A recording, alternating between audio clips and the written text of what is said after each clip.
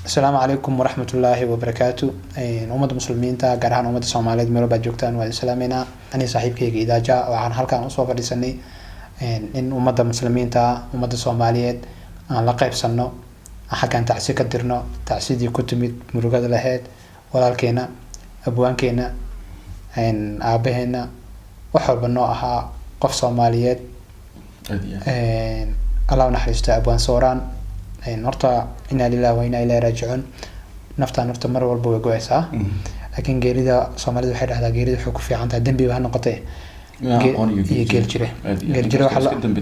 laga hadlayaa qofka taqaano iyo qofkaadan aqoon geeridu way ma taqaanaa way ka saameyn badan tahay geel jira sababta loo inkaar ma aqaan kowdi Allahi laakiin aad baa uga naxay maxaa yeelay ma arkeen marka hore YouTube waxa iskaga jiray meel wax ka daawanayo in Facebook ka soo galay waan ahorido taana arkay geeridii marka hore waxaan leenahay familku ka baxay sabr iimaan Allah ka siiyo ummadda muslimiinta waxaan leenahay dhamaanteena oo nagooda baxay Soomaaliyeed aan nahay sabr iimaan qof weyn oo ahaa hay Ahmed kullay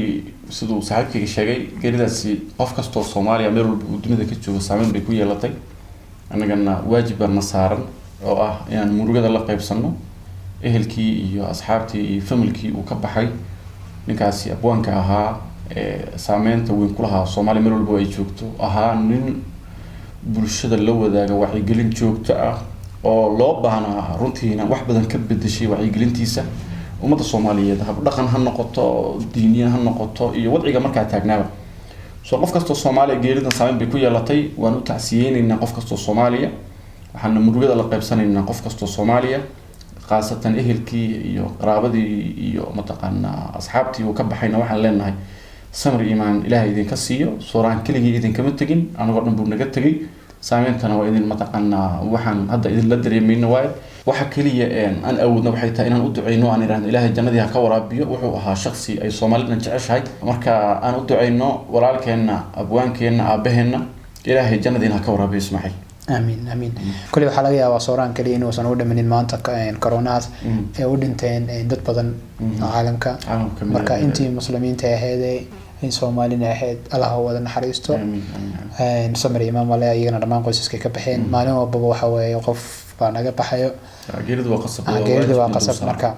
واجب ندرس سارن ومر والبنا ولا سقيا مركا بل حكاسنا بل بالكاسنا ويقلت هلا بديو حنون واجرا xilliga asxaabta iyo nabiga sallallahu alayhi wasallam xanuuna jiray nabigu waa ka digay in laga taxadaro la iska ilaaliyo waajib qof kasta saaran way wax kasto dhibaato oo naftaada halis gelinaya inaad ka hortagto kana naftaada halis gelinaya marka waxaan ilaahay ka baryaynaa inuu ummadda Soomaaliyeed iyo qof kasto muslina iyo guud ahaanba mataqaana bini'aadanka inuu ilaahay ka ilaaliyo ilaahayna mataqaana waxaan u rajaynayaa ninka